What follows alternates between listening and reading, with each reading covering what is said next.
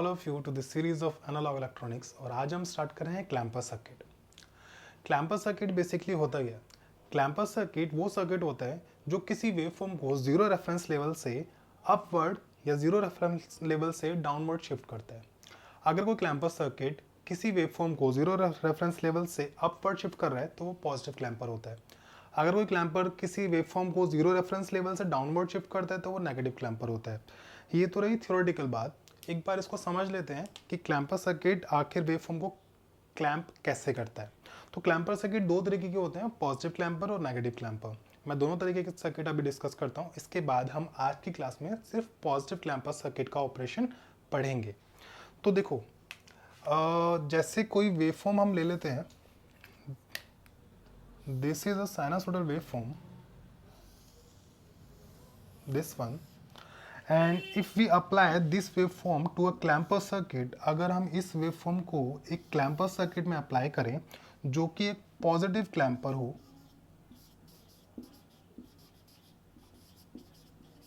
Then जो इस waveform का आउटपुट होगा वो कुछ ऐसा होगा। सॉरी, जो इस सर्किट का आउटपुट होगा वो कुछ ऐसा होगा अगर वेवफॉर्म ये इनपुट में होगी तो this one.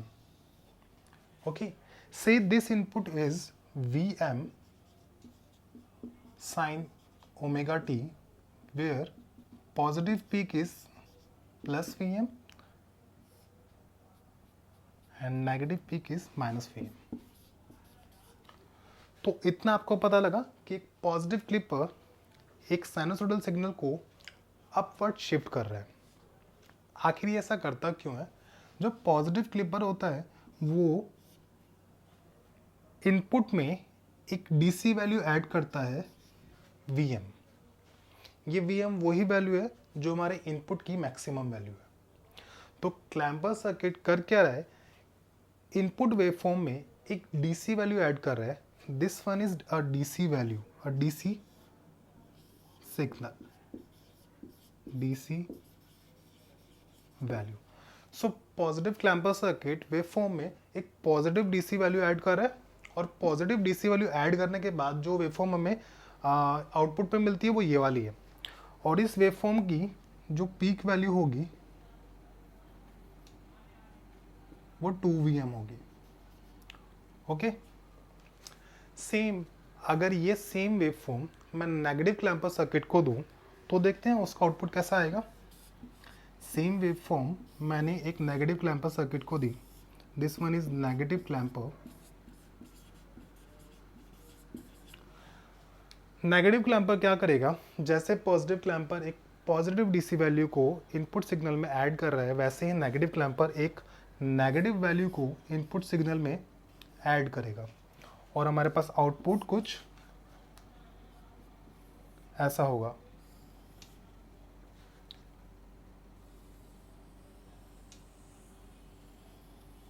This one. Okay, and this value is 2Vm minus. Okay, तो इस नेगेटिव क्लैंपर सर्किट ने किया क्या? इनपुट वेवफॉर्म में एक नेगेटिव डीसी वैल्यू ऐड की Vm की, और नेगेटिव डीसी वैल्यू ऐड करने के बाद जो हमारी वेवफॉर्म है वो जीरो रेफरेंस लेवल के डाउनवर्ड शिफ्ट हो गई यहाँ पर। तो बेसिकली पॉजिटिव क्लैंपर ने वेवफॉर्म को पॉजिटिव डायरेक्शन में क्लैंप कर दिया। क्लैंप का मतलब उसको होल्ड कर दिया वहां पर, और नेगेटिव क्लैंपर ने वेवफॉर्म को नेगेटिव डायरेक्शन में होल्ड कर दिया। तो ये रहा पॉजिटिव और नेगेटिव क्लैंपर आखिर करते क्या है, एक स्मॉल और सिंपल ओवरव्यू। अब हम कुछ फीचर्स देख लेते हैं जो क्लैंपर सर्किट में हमें ध्यान में रखने हैं। क्लैंपर सर्किट में ध्यान में क्या रखना है? अगर मैं इनपुट सिग्नल के पीक टू पीक वैल्यू देखूं तो -Vm to +Vm, that means 2Vm is the peak value of input signal. Positive clamper में इस सिग्नल को दिया, आउटपुट निकला ये, और ये जो वेवफॉर्म है इसकी पीक टू पीक वैल्यू अगर मैं देखूं, this is also 2Vm. Same for negative clamper, the peak to peak value of this output is -2Vm. I mean V M, not -2, peak to peak value V M, 2 VM, peak to peak value इस वाले output की 2 VM, इस वाले output की भी 2 VM, और peak to peak value input की भी 2 VM। ये हमें क्या बता रहा है कि किसी भी क्लैम्पर सर्किट में अगर हम कोई भी इनपुट देंगे तो जो peak to peak value input की होगी, आउटपुट की भी पीक टू पीक वैल्यू वही होगी, आउटपुट की peak to peak value change नहीं होगी। तो एक इंपॉर्टेंट पॉइंट है, क्लैम्पर सर्किट किसी भी सिग्नल का peak to peak value change नहीं करता। किसी भी सिग्नल की peak to peak value change नहीं होगी अगर वो क्लैम्पर सर्किट में एज अ इनपुट दी जाए, और फिर क्लैम्पर सर्किट में एज अ आउटपुट जो वेवफॉर्म निकलेगी उसकी peak to peak value input की पीक टू पीक वैल्यू के साथ मैच करेगी। That means peak to peak value में कोई भी चेंजेस नहीं होंगे। चेंजेस कहाँ होंगे? सिर्फ उसकी ओरिएंटेशन में। यहाँ पर वो वेवफॉर्म पॉजिटिव डायरेक्शन की तरफ शिफ्ट हो गई है जीरो रेफरेंस लेवल से, और यहाँ पर नेगेटिव डायरेक्शन की तरफ शिफ्ट हो गई जीरो रेफरेंस लेवल से। तो क्लैम्पर सर्किट काम ये करता है। क्लैम्पर सर्किट को जैसे, क्योंकि ये डीसी वैल्यू ऐड करे तो डीसी इंसर्टर भी बोलते हैं, क्योंकि एक डीसी वैल्यू वीएम मैग्नीट्यूड की डीसी वैल्यू इसमें ऐड कर रहा है, और इसमें नेगेटिव वीएम की वैल्यू मैग्नीट्यूड की वैल्यू इसमें ऐड कर रहा है। तो ठीक है, ये पॉजिटिव और नेगेटिव क्लैम्पर सर्किट का हमने एक ओवरव्यू ले लिया। अब हम स्टार्ट करते हैं पॉजिटिव क्लैम्पर सर्किट, और उसके ऑपरेशन के बारे में हम डिस्कस करेंगे कि अगर पॉजिटिव क्लैम्पर सर्किट काम कैसे करता है।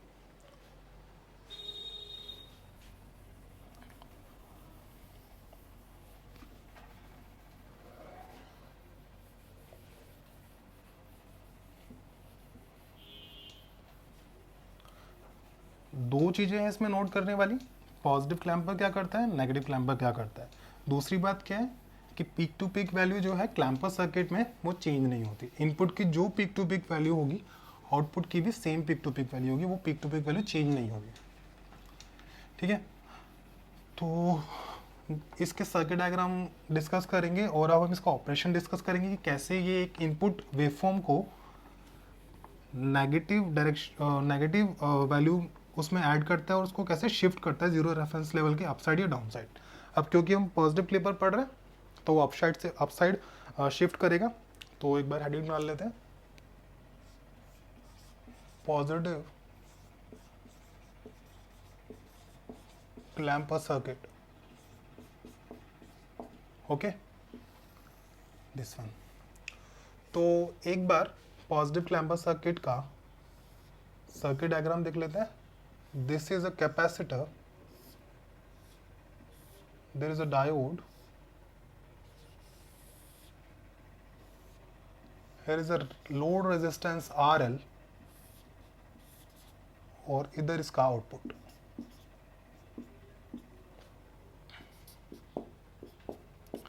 ये कैपेसिटर है और ये लोड रेजिस्टेंस है RL। ये इस पॉजिटिव क्लैम्पर सर्किट का सर्किट डायग्राम। ठीक है, यहाँ पर मैंने एक कैपेसिटर यूज़ किया है और एक RL यूज़ किया, लोड रेजिस्टेंस। एक चीज़ यहाँ पर नोट करेंगे हम, जो लोड रेजिस्टेंस है दिस वन, इसकी वैल्यू हाई होती है, बहुत ज़्यादा हाई होती है, और RL की हाई वैल्यू हम इंटेंशनली सेट करते हैं। मतलब RL की वैल्यू हाई होगी किसी सर्किट में, क्लैम्पर सर्किट में, ऐसा हम जानबूझकर रखते हैं। हम जानबूझ के RL की वैल्यू हाई क्यों रखते हैं, जब हम इसका ऑपरेशन पढ़ेंगे तब मैं आपको बताऊंगा। बट इतना हमें पता होना चाहिए कि RL की वैल्यू क्लैम्पर सर्किट में हाई है। इनपुट हम सिग्नल देंगे इसको कुछ, और फिर एनालाइज करेंगे कि कैसे ये क्लैम्पर सर्किट एक इनपुट सिग्नल को अप साइड या डाउन साइड क्लैम्प करता है। इनपुट सिग्नल देने के लिए एक वेवफॉर्म देते हैं ऐसे,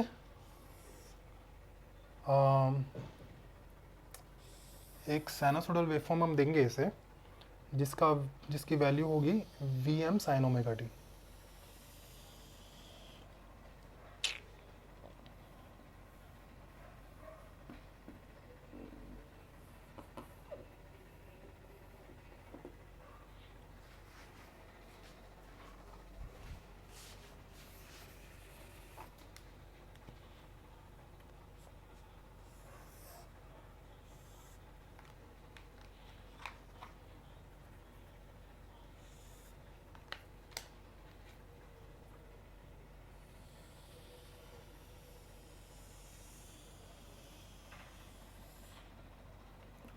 ठीक है, ये मेरी एक इनपुट सिग्नल दिया मैंने ऐसे Vm sin omega t, Vm sin omega t, this is plus V M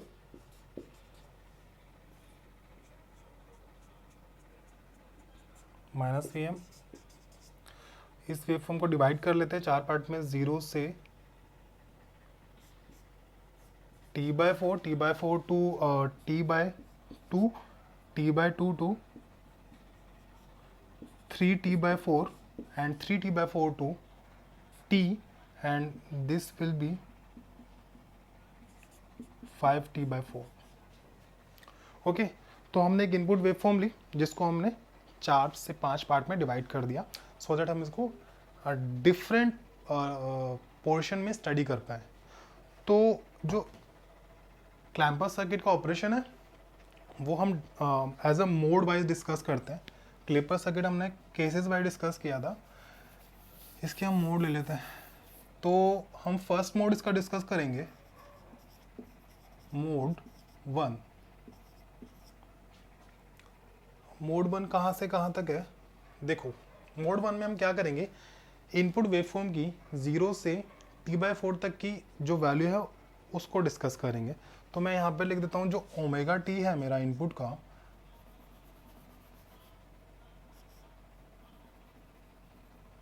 zero to t/4। Okay, तो 0 टू t/4 हम डिस्कस करेंगे। देखो, ये इनपुट यहाँ पर मैं दे रहा हूँ, इस इनपुट का ये वाला पोर्शन कनेक्टेड है डायोड से, कैपेसिटर से और फिर डायोड से। अगर हम बात करें, ये positive half cycle of input है, ये 0 से t/2। तो फर्स्ट पॉजिटिव हाफ साइकिल की बात कर रहे हैं, उसमें भी हम उसका हाफ 0 टू t/4 के बारे में बात कर रहे हैं। ये मेरा इनपुट जा रहा है मेरे सर्किट को। सर्किट के पास इस टाइम इनपुट की पॉजिटिव वैल्यू जाएगी, पॉजिटिव वैल्यू ऑफ इनपुट, ठीक है। जब positive value of input circuit के पास जाएगी, ये मेरा डायोड है, this one is p terminal, this is n terminal. N के पास पॉजिटिव वैल्यू है, पी के पास नेगेटिव वैल्यू है, पी के पास लोअर पोटेंशियल है, एन के पास हायर पोटेंशियल है। ये मुझे क्या शो कर रहा है कि डायोड रिवर्स बायस है। डायोड रिवर्स बायस क्यों है? क्यों? पी के पास जब भी लोअर पोटेंशियल होगा और एन के पास जब भी हायर पोटेंशियल होगा, तब डायोड हमारा रिवर्स बायस होता है। अगर किसी को नहीं समझ आया ना कि डायोड फॉरवर्ड बायस क्यों है, समझ आया? ये पॉजिटिव वैल्यू, जो इनपुट की पॉजिटिव वैल्यू है वो डायोड से कनेक्टेड है। आप कई लोगों के दिमाग में ये डाउट होगा कि एक बीच में कैपेसिटर आ रहा है, सीधा इनपुट की वैल्यू डायोड के एन टर्मिनल से कैसे कनेक्टेड हो सकती है। बहुत बेसिक सा डाउट है, आना भी चाहिए। अगर आप सब कुछ इतना डिटेल में पढ़ रहे हो तो इसको भी डिस्कस कर लेते हैं। मैं फटाफट बता देता हूँ कि डायोड ऑफ कैसे है। देखो, ये जो सर्किट है ना, ये सर्किट जो हमारा कैपेसिटर है इनिशियली वो अनचार्ज है। कैपेसिटर इनिशियली अनचार्ज है, तो कैपेसिटर के पास 0 वोल्ट होगा। आउटपुट वोल्टेज कौन सी है? आउटपुट वोल्टेज वही वोल्टेज है जो इस रेजिस्टेंस के अक्रॉस है, आरएल के अक्रॉस, और आरएल के अक्रॉस ही डायोड लगा हुआ है। तो आउटपुट वोल्टेज यहाँ पर होगी, ये आउटपुट वोल्टेज है, और यही आउटपुट वोल्टेज यहाँ पर होगी, दिस वन। इस पॉइंट पर भी आउटपुट वोल्टेज है। अगर मैं इस लूप में केवीएल लगाऊं, इस वाले लूप में ऐसे, तो केवीएल कैसे लगेगा? केवीएल देखो, minus v in plus 0 plus v out equal to 0। ये मुझे क्या बता रहा है? We output equals to we input. जब हमने इनपुट की ये वाली ड्यूरेशन दी 0 टू t/4, हमारे पास आउटपुट इनपुट को फॉलो कर रहा है, जितनी वाली इनपुट की उतनी वाली आउटपुट की। क्योंकि मैंने आपको बताया 0 से t/4 में इनपुट की वैल्यू क्या है? पॉजिटिव। इसीलिए आउटपुट की वैल्यू भी क्या होगी? पॉजिटिव। इनपुट की वैल्यू भी पॉजिटिव, आउटपुट की वैल्यू भी पॉजिटिव। इसका मतलब आउटपुट की वैल्यू पॉजिटिव हो गई। एन के पास, अगर मैं इस डायोड को बाहर निकालूं, एन के पास पॉजिटिव वैल्यू आ गई, this is p, this is n. N के पास पॉजिटिव वैल्यू आ गई। जब भी एन के पास हायर पोटेंशियल, पॉजिटिव वैल्यू का मतलब हायर पोटेंशियल ना, पी के पास नेगेटिव वैल्यू है।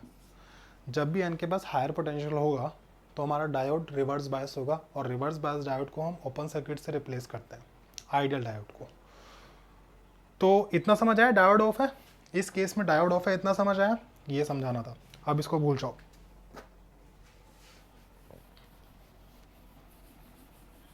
ठीक है, मोड 1 जो है हमारा 0 to T/4 में डायोड हमारा ऑफ है, तो मैं यहाँ पे मेंशन कर दूँ डायोड ऑफ है, इतना हमें पता है, अभी तक इतना ही पता है, इतना ही एनालाइज किया, डायोड हमारा ऑफ है।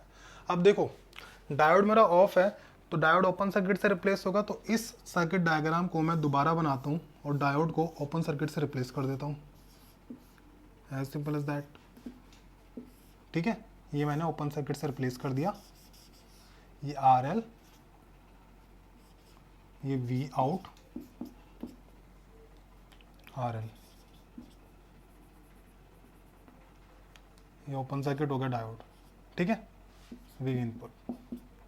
ठीक है, इनिशियली कैपेसिटर के पास चार्ज कितना था, 0 वोल्ट, 0 वोल्ट लिखा, अभी कैपेसिटर के पास 0 वोल्ट है। ठीक है, कैसे भी डालो, 0 वोल्ट की पोलैरिटी कुछ नहीं होती, जो मर्जी रख सकते हो, कैसे भी पोलैरिटी रख सकते हैं। ठीक है, आउटपुट मेरे पास डायोड ऑफ है, ओपन सर्किट किया, कैपेसिटर के पास 0 वोल्टेज है। अब मैं अगर देखूं यहाँ से मैं दोबारा इसमें इस वाले लूप में KVL लगाऊं, तो KVL लगाने के इससे मेरे को क्या मिलेगा, V input plus 0 plus V output, that means V output equals to V input. इतना समझ आ गया, तो सीधा लिख देते हैं, आउटपुट इनपुट को फॉलो कर रहा है 0 to T/4 के केस में, V output equals to V input, ये मेरा आ गया। ठीक है, इस केस में अब देखो 0 to T/4 में मेरा आउटपुट इनपुट को फॉलो कर रहा है। कैपेसिटर ये है, जब कैपेसिटर किसी रेजिस्टेंस से कनेक्टेड होता है और उसको सप्लाई देते हैं तो कैपेसिटर चार्ज होगा, ये जो कैपेसिटर है ये चार्ज होगा।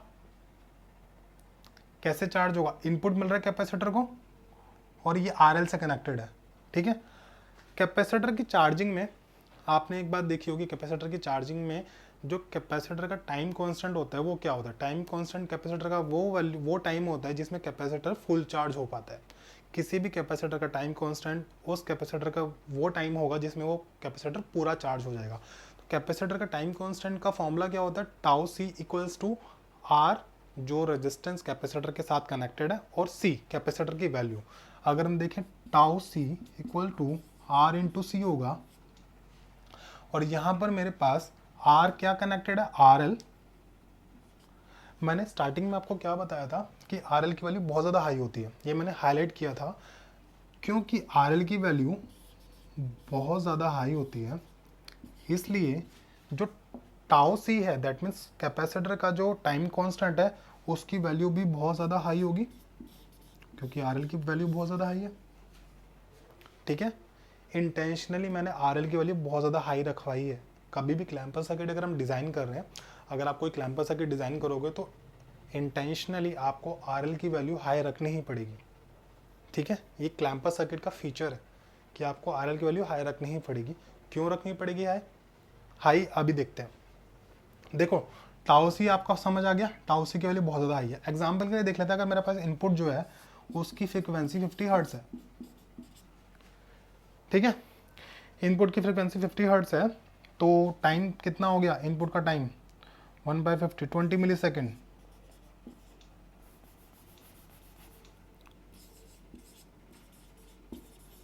ठीक है, टाइम कितना हो गया इनपुट का 1/f, that means 20 millisecond time हो गया मेरे पास कि इनपुट की एक जो वेव फॉर्म है वो 20 मिली सेकेंड की है। हम कितने पीरियड की बात कर रहे हैं, 0 to T/4, that means 5 millisecond की, 20/4 5 मिली सेकेंड की हम बात कर रहे हैं। ये जो ड्यूरेशन है ना, ये 5 मिली सेकेंड की ड्यूरेशन है। अब देखो कैपेसिटर को चार्ज होने के लिए टाउ C की वैल्यू 100 मिली एम्पियर ले लेते, 100 मिली सेकेंड ले लेते हैं। ये एज्यूम किया मैंने 100 मिली सेकेंड, इसका मतलब क्या है, मैंने RL की वैल्यू कुछ ऐसा सेलेक्ट किया है, फिर कैपेसिटर की वैल्यू तो मेरे पास फिक्स होगी, जो भी कैपेसिटर मेरे पास है मैं वो यूज़ करूँगा, बट मैं RL की वैल्यू कुछ ऐसा सेलेक्ट करूँगा, RL की इतनी ज़्यादा हाई वैल्यू सेलेक्ट करूँगा कि जो मेरा टाउ C है वो 100 मिली सेकेंड के आसपास आ जाए। तो टाउ C की वैल्यू 100 मिली सेकेंड, और हम इनपुट कितने टाइम के लिए दे रहे हैं, 5 मिली सेकेंड के लिए कैपेसिटर को। तो क्या कैपेसिटर चार्ज हो पाएगा, डेफिनेटली कैपेसिटर चार्ज नहीं होगा। कैपेसिटर चार्ज ही नहीं होगा, क्यों, कैपेसिटर को चार्ज होने के लिए 100 मिली सेकेंड की ज़रूरत है, और हम दे कितना रहे 5 मिली सेकेंड, तो कैपेसिटर चार्ज ही नहीं होगा। इतनी कम वैल्यू में कैपेसिटर चार्ज नहीं होगा। दैट मीन्स उसके पास 0 वोल्ट था, अभी भी 0 वोल्ट ही रहेगा। 0 टाइम 0 पे 0 वोल्ट था, टाइम t/4 पे भी कैपेसिटर के पास 0 वोल्टेज ही रहेगा। तो यहाँ से हमें पता लगता है कि voltage of capacitor eight t/4, that means उस इंस्टेंस पर जहाँ पर टाइम t, इनपुट का टाइम, इनपुट की पोजीशन t/4 हो, कैपेसिटर के पास कितनी वोल्टेज है 0। अभी मैंने बताया, दिमाग में ये रखो, इनपुट से कैपेसिटर चार्ज होना चाहिए, बट RL की वैल्यू इतनी ज़्यादा हाई है, स्टार्टिंग में ही RL की वैल्यू इतनी ज़्यादा हाई रखी कि कैपेसिटर चार्ज ही नहीं हो पाया। इनपुट जब हमने दिया, डायोड तो ऑफ हो गया, डायोड का तो मामला ही खत्म, डायोड को हमने हटा दिया, डायोड को हटा के सर्किट ये बना। अब अगर सर्किट को देख के हमें लगेगा कि हाँ इनपुट से कैपेसिटर और RL कनेक्टेड है, तो कैपेसिटर चार्ज होगा। कैपेसिटर चार्ज होगा, बट RL की वैल्यू बहुत ज़्यादा हाई है, कैपेसिटर चार्ज ही नहीं हो पाएगा, और कैपेसिटर के पास अभी भी जीरो वोल्टेज ही है, दिस वन। ठीक है, ये तो रही 0 से t/4 की बात। यहाँ पर हमारा डायोड ऑफ है। अब देख लेते हैं t/4 टू t/2। अगर मैं देखूं t/4 टू t/2 भी मेरे पास इनपुट की वैल्यू पॉजिटिव है, ये पॉजिटिव हाफ साइकिल ही चल रही है यहाँ से यहाँ तक। ये वाली जो साइकिल है ना, ये इसकी बात कर रहे हैं, ये भी पॉजिटिव ही है, अभी भी, पहले भी पॉजिटिव थे, अभी भी पॉजिटिव है। तो same funda, positive value of input connected to n, diode off, t/4 to t/2 भी डायोड ऑफ रहेगा। इनपुट की पॉजिटिव वैल्यू n से कनेक्टेड है। अगर ये नहीं समझ आया कि डायोड ऑफ कैसे हुआ तो समझाऊं, नहीं समझाऊंगा, अभी समझाया था 5 मिनट पहले जब मैंने आउटपुट की वैल्यू निकाली थी। डायोड के अक्रॉस आउटपुट पॉजिटिव आ रहा था मेरा, इनपुट को फॉलो कर रहा था, इसका मतलब n के पास हायर पोटेंशियल था, डायोड ऑफ था। डायोड ऑफ, खत्म बात। इस पोर्शन में भी डायोड ऑफ है, डायोड इस पोर्शन में भी ऑफ है। इसका मतलब क्या हुआ कि मेरा सर्किट ये वाला दोबारा रिपीट होगा, इस पोर्शन, इस सेक्शन के लिए भी मेरा सर्किट दोबारा रिपीट होगा। दोबारा नहीं बना रहा, मोड कौन सा, मोड 2 करके इसको यहीं पर लिख देता हूँ, सेकंड मोड करके इसको यहीं पे लिख देता हूँ। कितना t/4 टू t/2, मोड 2 इतना होगा ना, t/4 टू t/2। और t/4 टू t/2 अगर मैं देखूँ सेम आउटपुट बनेगा। आउटपुट मेरा क्या होगा, इनपुट आउटपुट क्या होगा इसमें, इस केस में आउटपुट क्या था, आउटपुट वही वोल्टेज था जो RL के अक्रॉस था। ये 0 वोल्ट है तो आउटपुट इनपुट को फॉलो कर रहा है। इस केस में भी मेरा आउटपुट इनपुट को फॉलो करेगा क्योंकि सेम सर्किट बनेगा। तो बिना सोचे समझे आउटपुट इक्वल्स टू इनपुट लिख देता हूं। देखो फर्स्ट मोड मैंने समझा दिया, 0 से t/4 के बीच में क्या हुआ। अब t/4 से t/2 के बीच में भी सेम ही होगा, इसलिए मैंने सर्किट नहीं बनाया दोबारा, बट मोड बना के आउटपुट इनपुट को इक्वल लिख दिया। मोड 2 में t/4 टू t/2 में VCT की वैल्यू कितनी होगी, VCT/2। VCT की वैल्यू अभी भी 0 ही है। 0 क्यों है अभी भी भाई, VCT की वैल्यू t/2 पर भी 0 है। 0 क्यों है, क्योंकि डायोड ऑफ और कैपेसिटर का चार्जिंग अभी भी बहुत ज़्यादा है, 100 मिली सेकेंड ही है कैपेसिटर का चार्जिंग। और हम बात कितने की कर रहे हैं, 5 मिली सेकेंड की। ये पोर्शन 5 मिली सेकेंड है, ये भी 5 मिली सेकेंड है, टोटल 20 मिली सेकेंड है अगर 50 हर्ट्ज की इनपुट है तो 5 मिली सेकेंड की बात कर रहे हैं। चार्ज होने के लिए 100 मिली सेकेंड चाहिए, तब कैपेसिटर चार्ज हो पाएगा, तब भी नहीं हो पाएगा। तो इस पूरी ड्यूरेशन में कैपेसिटर चार्ज ही नहीं हो पाया। कैपेसिटर चार्ज तो तब होगा ना जब उसको 100 मिली सेकेंड के थोड़ा सा आसपास वाला टाइम मिलेगा, बट उसको तो हम 5 मिली सेकेंड दे रहे हैं, कैपेसिटर चार्ज ही नहीं होगा। तो इस केस में भी कैपेसिटर चार्ज नहीं हुआ। इनिशियली कैपेसिटर के पास वोल्टेज थी 0, इस केस में भी यहाँ तक भी कैपेसिटर के पास वोल्टेज रहेगी 0। अब बात करते हैं t/2 टू 3t/4 की। तो ये आ गया हमारे पास कौन सा मोड, मोड 3। मोड 3 डिस्कस करें।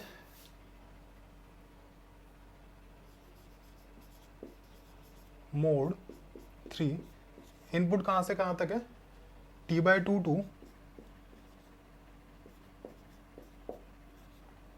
3t/4। ठीक है, इस पोर्शन की बात करते हैं अब। ये देखो ये वाला, ठीक है। अब देखो, अभी तक मेरे पास इनपुट में पॉजिटिव हाफ साइकिल कनेक्टेड थी, यहाँ से T/2 से 3T/4 में नेगेटिव हाफ साइकिल आ गई, तो मैं चेंज कर दूँ इसे। अब मेरे पास वैल्यू जो है सर्किट को, वो negative value of input circuit को मिल रही है। और जब negative value of input circuit को मिलती है तो इसका मतलब जो N से नेगेटिव वैल्यू कनेक्टेड है और P से पॉजिटिव वैल्यू कनेक्टेड है। ध्यान रखना, प्रीवियस क्लासेस में मैंने समझाया कि इनपुट की पोलैरिटी चेंज नहीं करनी है जब हम पॉजिटिव से नेगेटिव की तरफ आते हैं। विद प्रूफ मैंने प्रीवियस क्लासेस में आपको बताया कि ऐसा क्यों नहीं करना, जो साइनोसोडल वेव बना के मैंने बताया था। नहीं समझ आ रहा, नहीं पता, तो क्लिक करके देख लो, आई टैग में मैं लिंक डाल दूंगा। ये देखो, पॉजिटिव नेगेटिव हाफ साइकिल जा रही है इनपुट की डायोड पे। एन के पास इस टाइम नेगेटिव पोटेंशियल है, पी के पास पॉजिटिव पोटेंशियल है। और जब डायोड की ये कंडीशन होती है तो डायोड होता है फॉरवर्ड बायस, और फॉरवर्ड बायस डायोड को हम रिप्लेस करते हैं शॉर्ट सर्किट से, अगर वो आइडियल डायोड हो तो इस केस में T/2 से 3T/4 के केस में जो मेरा डायोड होगा वो शॉर्ट सर्किट हो जाएगा। डायोड शॉर्ट सर्किट हो जाएगा तो मैं डायोड को शॉर्ट सर्किट से रिप्लेस कर दूंगा। डायोड को शॉर्ट सर्किट से रिप्लेस करूंगा तो मेरा डायग्राम कैसा बनेगा, कुछ ऐसा। यहाँ पर डायोड लगा होता है,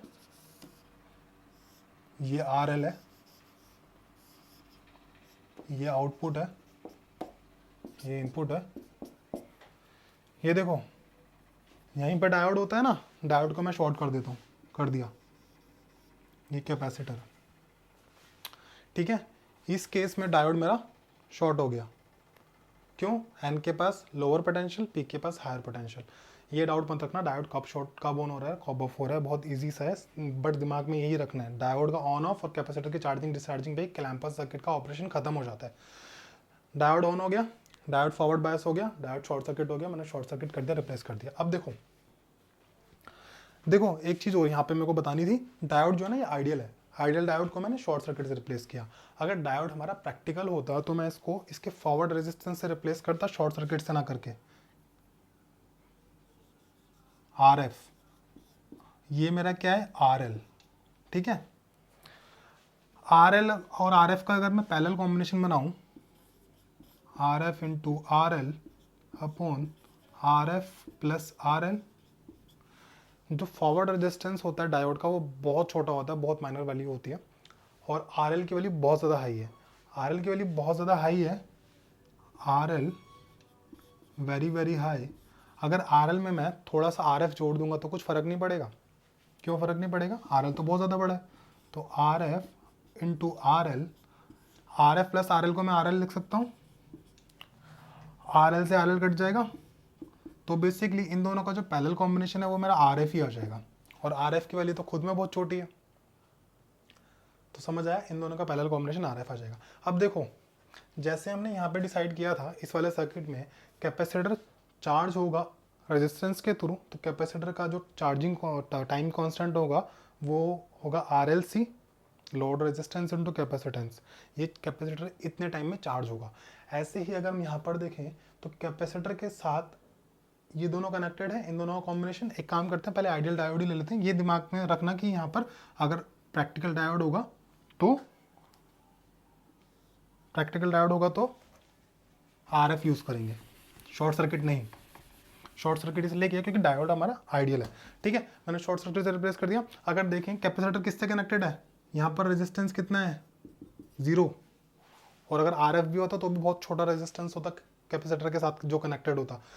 रेजिस्टेंस 0 है। अगर मैं यहाँ पर टाइम कांस्टेंट देखूँ R इंटू सी, R की वैल्यू कितनी है 0 into C, that means 0।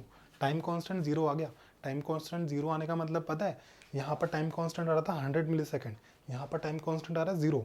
100 milli second चाहिए थे कैपेसिटर को चार्ज होने के लिए इस मोड में, लेकिन मोड 3 में कैपेसिटर को कितना टाइम चाहिए 0, टाइम ही नहीं चाहिए। जैसे इनपुट दिया वैसे capacitor charge. T/2 to 3T/4 में कैपेसिटर एकदम से चार्ज हो गया। ये जो पीरियड है ना ये वाला T/2 टू 3T/4 में, इसमें कैपेसिटर चार्ज हुआ है। इसको चार्जिंग नाम दे देते हैं। इस पीरियड में मेरा कैपेसिटर चार्ज हुआ है, कैपेसिटर चार्ज हो गया। कैपेसिटर चार्ज हो गया और कैपेसिटर के पास वैल्यू कितनी आई, वी सी एट 3T/4 कितनी आई वैल्यू, -Vm। जितना इनपुट के पास पोटेंशियल था वो सारा का सारा कैपेसिटर में चला गया। इनपुट के पास मैक्सिमम पोटेंशियल कितना है, -Vm। ये -Vm है ना, तो कैपेसिटर -Vm की वैल्यू से चार्ज हो गया। यहाँ पर कैपेसिटर चार्ज हो गया, ठीक है।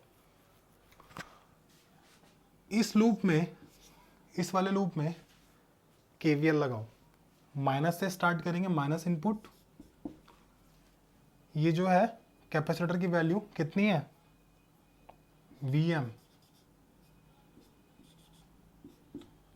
ठीक है, -Vm, तो माइनस वी आई -Vm, ये क्या है यहाँ पर, वी आउटपुट कितना है, वी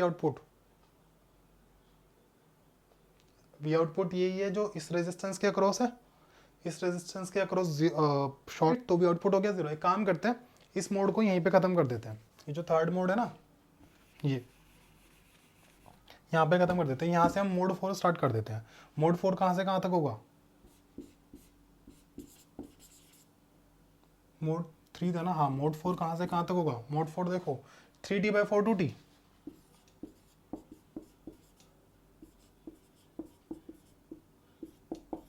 ठीक है। 3T/4 2T पे डिस्कस करते हैं अब इसे। यहाँ पर, यहाँ तक हमारे पास, यहाँ पे हमें क्या पता लग गया, VC एट 3T/4 पे -Vm है। इससे पहले कैपेसिटर चार्ज नहीं हुआ था।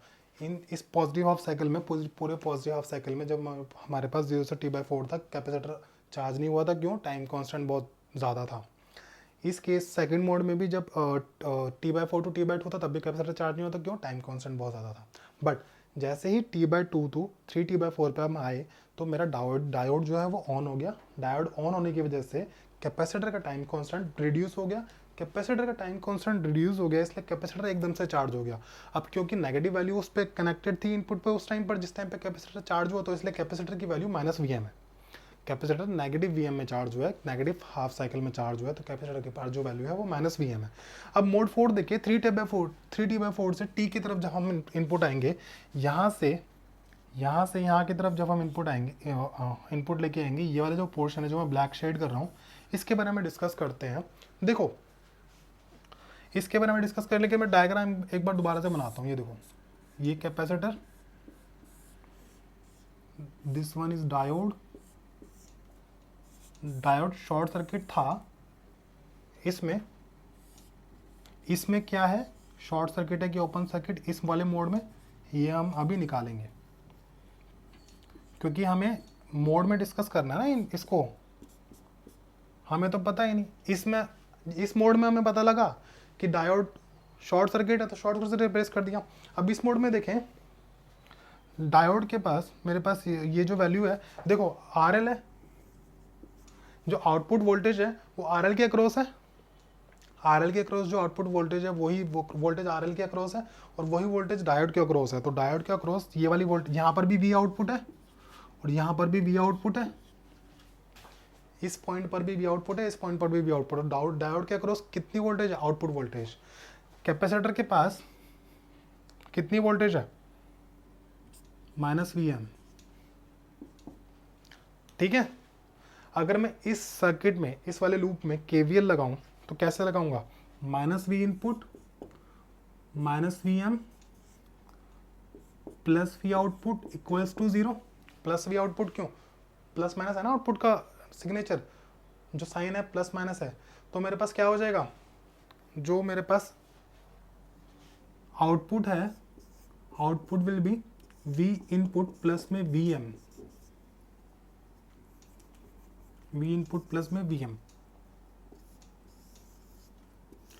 ये इंपॉर्टेंट कंडीशन है कि आउटपुट जो मेरा आ रहा है, यहाँ पर दोबारा लिख देता हूँ, जो मेरा आउटपुट है V आउटपुट, वो मेरा V इनपुट प्लस में Vm आ रहा है, ठीक है। आउटपुट मेरा वही वोल्टेज है जो मेरा RL के क्रॉस है, और RL के अक्रॉस है, और आउटपुट मेरा वही वोल्टेज है जो डायोड के अक्रॉस है। डायोड के अक्रॉस आउटपुट की वोल्टेज कितनी आ रही है, V इनपुट प्लस में Vm। अभी हमने कैलकुलेट किया डायोड के अक्रॉस जो वोल्टेज है वो V इनपुट प्लस Vm है, डायोड के अक्रॉस जो वोल्टेज है वही आउटपुट है और आउटपुट की वैल्यू क्या हो रही है V input plus Vm। Diode को जरा बाहर निकालो एक बार इस सर्किट से, इसको थोड़ा हवा लगाते हैं बाहर की। डायोड हमने बाहर निकाल लिया। डायोड का एन टर्मिनल ये है, पी टर्मिनल ये है। इस सर्किट में डायोड का एन टर्मिनल ये है, पी टर्मिनल ये है।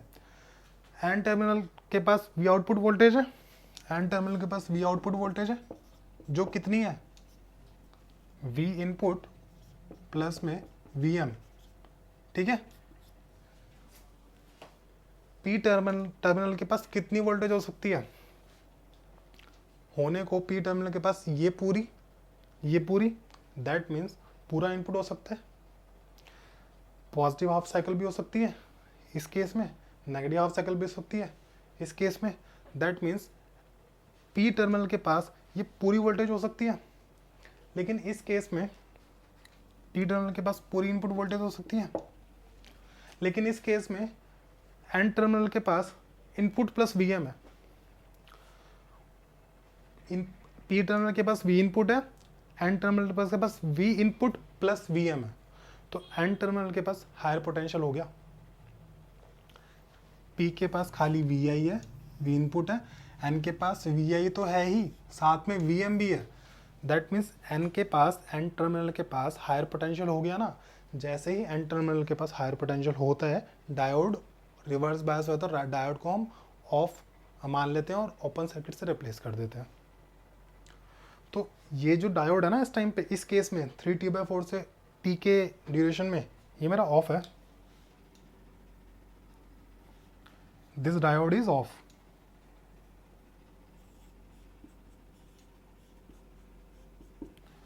डायोड ऑफ हो गया।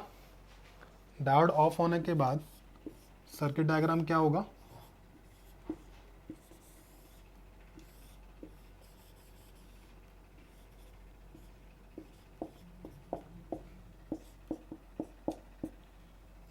RL C, ये सर्किट डायग्राम है डायोड का ऑफ होने के बाद। डायोड ऑफ हो गया, सर्किट डायग्राम ये बन गया। अब मैं देखूं कैपेसिटर का टाइम कांस्टेंट कितना हुआ। कैपेसिटर अब दोबारा RL से कनेक्टेड है, तो टाइम कांस्टेंट कैपेसिटर का C इंटू RL हो गया, जो इस केस में था, इस वाले केस में C इंटू RL। और C इंटू RL कितना होगा, tau C, very very high, because RL is very very high. इस केस में अगर मैं टाइम कांस्टेंट कैलकुलेट करूं अब, तो चार्ज हो गया कैपेसिटर मेरा -Vm वाली वोल्टेज से। चार्ज होने के बाद मेरा डायोड ओपन सर्किट हो गया। डायोड ओपन सर्किट हो गया तो जो मेरा कैपेसिटर है वो RL से कनेक्टेड हो गया। RL से कनेक्टेड होने के बाद जो कैपेसिटर का टाइम कांस्टेंट है वो RLC हो गया। और अगर RLC हो गया, लोड रेजिस्टेंस इंटू C हो गया, तो कैपेसिटर का टाइम कांस्टेंट बहुत ज़्यादा हाई हो गया। एग्जाम्पल के लिए मैंने कितने वैल्यू ली थी टाइम कांस्टेंट की, 100 मिलीसेकंड। तो क्या 100 मिलीसेकंड अगर कैपेसिटर का टाइम कांस्टेंट है, तो क्या अब कैपेसिटर डिस्चार्ज हो पाएगा? देखो इस केस में कैपेसिटर के पास इनिशियल वैल्यू 0 थी और RL से कनेक्टेड था। इनपुट दिया तो कैपेसिटर को चार्ज होना था, चार्ज नहीं हो पाया। क्यों? टाइम कांस्टेंट बहुत ज़्यादा था। और हम इसको इनपुट कितने टाइम के लिए दे रहे थे? 5 मिलीसेकंड के लिए। टाइम कांस्टेंट था 100 मिलीसेकंड। ध्यान है ना, ये वैल्यू ना मैंने एज्यूम की है, ये कोई पर्टिकुलर इस केस के लिए वैल्यू नहीं है, एज्यूम की है ये मैंने ऐसे ही आपको समझाने के लिए। 100 मिलीसेकंड का टाइम कांस्टेंट था और हम 5 मिलीसेकंड उसको इनपुट दे रहे थे, चार्ज नहीं हो पाया। चार्ज वो कब हुआ? जब उसका टाइम कांस्टेंट 0 हो गया। टाइम कांस्टेंट 0 होने के बाद कैपेसिटर एकदम से चार्ज हो गया। कैपेसिटर एकदम से चार्ज हो गया तो कैपेसिटर के पास वैल्यू कितनी आ गई? -Vm कैपेसिटर के पास वैल्यू आ गई।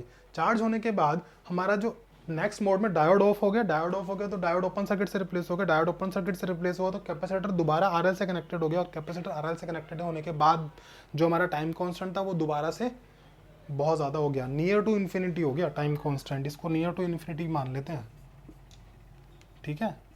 इन्फिनिटी मतलब कैपेसिटर अब डिस्चार्ज नहीं होगा। -Vm की वैल्यू उसने होल्ड कर ली। कैपेसिटर के पास -Vm हमेशा रहेगा। अब वो नहीं छोड़ेगा -Vm। यहाँ पर तो 0 था इनिशियली, पॉजिटिव हाफ साइकिल में चार्ज नहीं हुआ, नेगेटिव हाफ साइकिल में चार्ज हुआ, बट नेगेटिव हाफ साइकिल में खाली इस पोर्शन में चार्ज हुआ, इस पोर्शन में वो डिस्चार्ज होना था, बट डिस्चार्ज क्यों नहीं हो पाया? आरएल की वैल्यू हमने हाई रखी हुई है इंटेंशनली, इसीलिए हमने आरएल की वैल्यू हाई रखी हुई है। अब देखो इस केस में अगर मैं देखूं, output is equal to we input plus we M आ रहा है।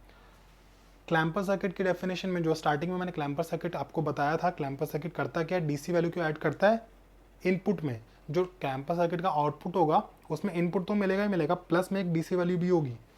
और डीसी वैल्यू क्या है, ये वी एम। इसने क्या किया, output is equal to we input plus we M है ना, इसने इस वैल्यू को ऐड किया है वी एम।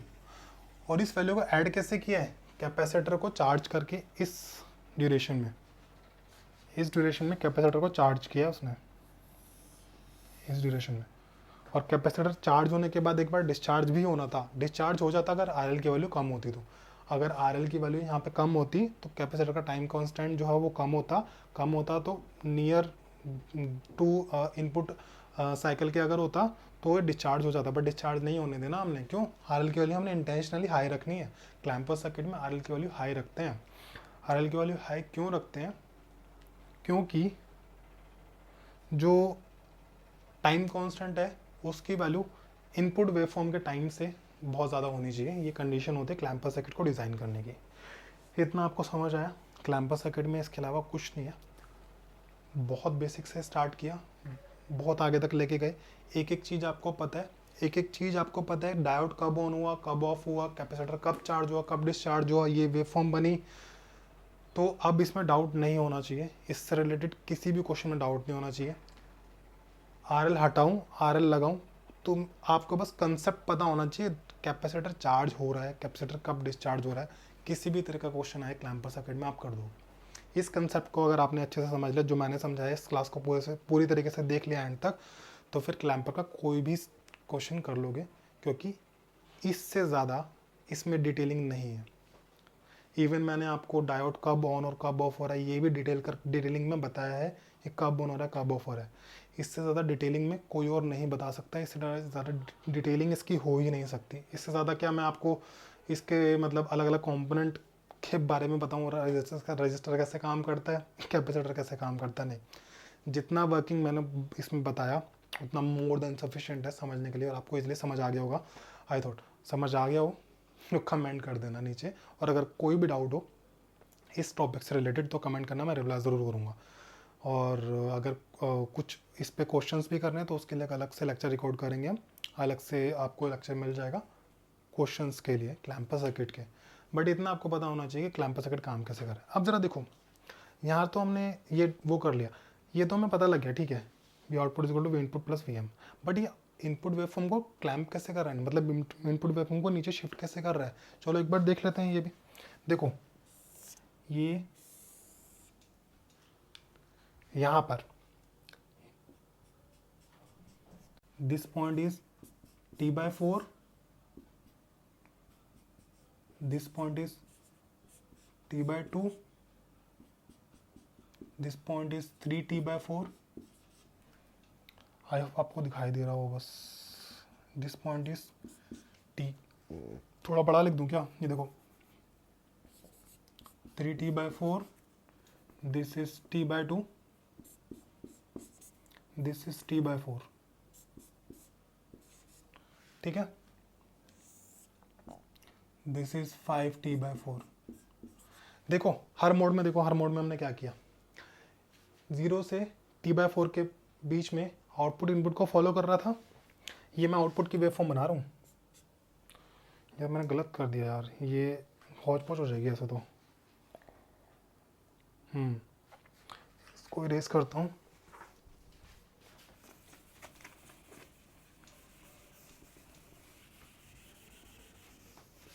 ये देखो,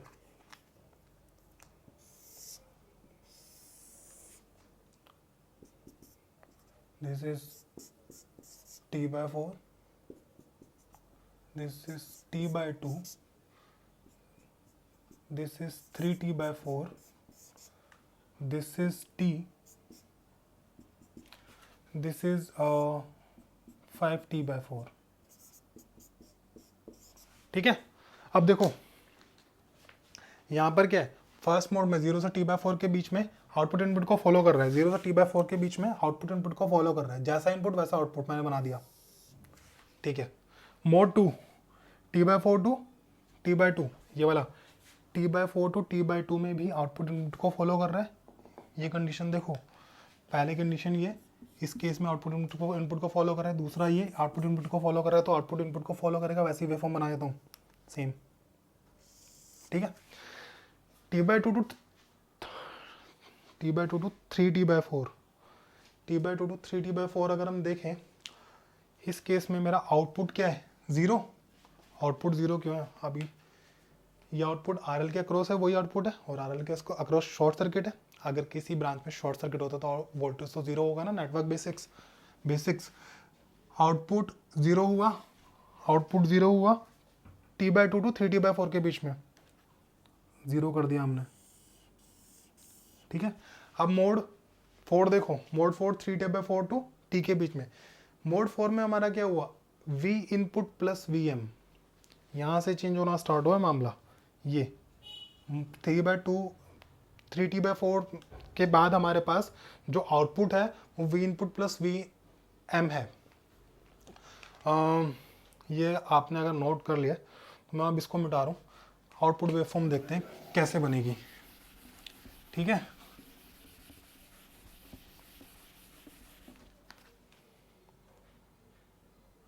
V output, V input plus VM, ये हमारे पास आउटपुट है। 3t/4 के बाद ये आउटपुट है हमारे पास। अब 3t/4 पे इनपुट देखो कितना है, -VM। इनपुट कितना है, -VM। VM तो VM ही रहेगा, तो आउटपुट कितना हो गया, 0। आउटपुट कितना हो गया, 0। T पर देखो, अच्छा ये जो आउटपुट है ना, 3t/4 के बाद आउटपुट हमेशा यही रहेगा। मैंने बताया ना, आउटपुट हमेशा क्यों ये रहेगा, टाइम कांस्टेंट हमेशा इन्फिनिटी रहेगा, नियर टू इन्फिनिटी रहेगा, डायोड हमेशा ओपन सर्किट रहेगा। इस पोर्शन के बाद, इस वेवफॉर्म के बाद हमेशा आउटपुट यही रहेगा, अब आउटपुट चेंज ही नहीं होगा। कभी आप सोचो कि ये साइकिल दोबारा जब स्टार्ट होगी तो दोबारा से ऑपरेशन स्टार्ट होगा, नहीं। एक बार हो गया, एक बार कैपेसिटर डिस्चार्ज 0 वोल्टेज था, नेगेटिव हाफ साइकिल में चार्ज हुआ, उसके बाद डिस्चार्ज ही नहीं होगा जब तक सर्किट ऑन रहेगा। डिस्चार्ज नहीं होगा कैपेसिटर डिस्चार्ज नहीं होगा, तो आउटपुट हमेशा हमारे पास ये रहेगा, V इनपुट प्लस VM, ठीक है। अब देखो यहाँ पर टी पर इनपुट कितना है, 0। आउटपुट क्या था, V input plus VM। T पर इनपुट कितना है, 0 plus VM, that means output कितना हो गया, VM। आउटपुट VM हो गया, तो यहाँ से यहाँ पर VM की वेवफॉर्म आएगी ये, दिस इज VM, ठीक है। T से 5t/4 पे देखो, T से 5t/4 के बीच में मेरे पास 5t/4 पर इनपुट कितना है, VM। 5t/4 पर इनपुट कितना है, VM प्लस VM। आउटपुट कितना हो गया, 2VM हो गया। तो ये वेवफॉर्म यहाँ से कंटिन्यू होगी, यहाँ तक तो VM थी, 5t/4 पर 2VM है,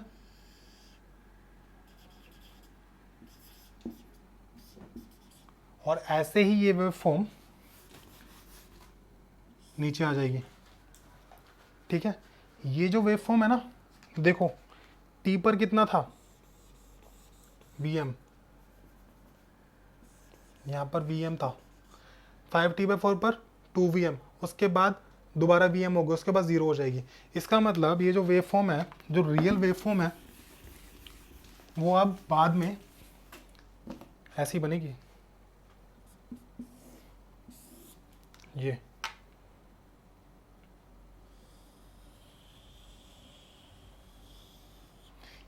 ये जो वाली वेवफॉर्म है ना, ये वाली वेवफॉर्म, ये वाली वेवफॉर्म है जो मैंने आपको बताई है, इसको उठा के यहाँ पर रख लो। यहाँ पर अगर हम देखें, यहाँ पर T पर ये VM है, ये VM से स्टार्ट हो रहा है T पर। यहाँ से आपकी वेवफॉर्म जो है, यहाँ से आपकी वेवफॉर्म स्टार्ट हो रही है, 0 t/4 से 0 से T पे जा रही है, और T से 5t/4, 5t/4 से आगे जो भी होगा उस पर जाएगी। यहाँ से आपकी वेव फॉर्म स्टार्ट होगी यूँ और यूँ जाएगी। ये जो पोर्शन है ये वाला, ये पोर्शन यही पोर्शन है जो ये वाला है। थोड़ा बड़ा दिख रहा है इसमें क्योंकि वो वाइट बोर्ड में गैप्स ठीक से नहीं हुए, बट इसके बाद ये दोबारा ऐसे जाएगी, ये दोबारा ऐसे जाएगी और दोबारा ऐसे जाएगी। ये देखो सारी की सारी वेव फॉर्म ऊपर आ रही है आपकी, पॉजिटिव हाफ भी नेगेटिव हाफ भी। तो इसने क्या करा है, पूरी वेव फॉर्म को पॉजिटिव की तरफ क्लैंप कर दिया। इसे ही हम क्लैंपर बोलते हैं। क्यों? इसने पूरी वेव फॉर्म को जीरो रेफरेंस लेवल से ऊपर की तरफ शिफ्ट कर दिया। ये जो आपको वेव फॉर्म दिखाते हैं ना, फाइनल आउटपुट होता है ये, यहाँ से बाद का, यहाँ से बाद का आउटपुट होता है ये जो आपको दिखाते हैं। ये इससे पहले क्या हो रहा है वो मैंने आपको अभी बताया। ये आपको आउटपुट में नहीं दिखाई देगा। ये तो इंटरनल जो हमने ऑपरेशंस किए ना इसके समझा है, ये उसका आउटपुट है। जो आपका रियल आउटपुट है ना वो यहाँ से स्टार्ट हो रहा है टी से। टी से अगर आप देखो ये यहाँ पर टी है, ये वीएम है, ये 2 वीएम है, यहाँ पर टी है, ये टी, यहाँ पर 3t/4 है और यहाँ पर कितना है 2 वीएम 5t/4। ठीक है, तो ये वेव फॉर्म ऐसे चलेगी आपकी। ये जो वेव फॉर्म है ये 3t/4 से आपको दिखाई देती है आउटपुट में। 3t/4 से पहले का कुछ नहीं दिखाई देता। जो बुक्स वगैरह में क्लैंपर सर्किट समझाया हुआ है उसमें जो वेव फॉर्म बनी हुई है वो ऐसे बनी हुई है सीधा। आपको ये थोड़ा ना बताया हुआ है कि पहले वेव फॉर्म इनपुट को फॉलो करेगी, फिर t/2 से 3t/4 के बीच में 0 होगा, फिर उसके बाद जो रियल वेव फॉर्म है वो स्टार्ट होगी। रियल वेव फॉर्म उन्होंने सीधा यहीं से स्टार्ट कर रखी है, बट रियल में वो वेव फॉर्म 3t/4 से स्टार्ट है। t पर वीएम है, 5t/4 पर 2 वीएम है, तो 2 वीएम इसकी पीक टू पीक वैल्यू है। तो यहाँ पर हमारे क्लैंपर का ऑपरेशन खत्म हुआ। आउटपुट वेव फॉर्म भी बता दी, ऑपरेशन भी बता दिया। इसमें अब कुछ नहीं बचता है। नेक्स्ट क्लास में हम करेंगे नेगेटिव क्लैंपर सर्किट। उसमें कम टाइम लगेगा क्योंकि आपको बेसिक जो समझाना था, बेसिक कंसेप्ट जो था क्लैंपर सर्किट काम कैसे करता है, डायोड कब ऑन ऑफ होता है, कैपेसिटर कैसे डिस्चार्ज होता है, समझा दिया। जो नेगेटिव क्लैंपर होगा उसमें डेफिनेटली कम टाइम लगेगा, इसमें ज़्यादा टाइम लगा था। तो देखते रहिए, नेगेटिव क्लैंपर सर्किट की क्लास नेक्स्ट होगी। तो तब तक के लिए बाय। इस चीज़ को रिवाइज कीजिए अच्छे से और इस पर क्वेश्चन लगाने का ट्राई कीजिए। कोई क्वेश्चन आपको मिल जाएंगे, इसके बाद हम क्वेश्चन वाली क्लासेस भी लेंगे। तो तब तक के लिए आप ये रिवाइज कीजिए। Bye, take care.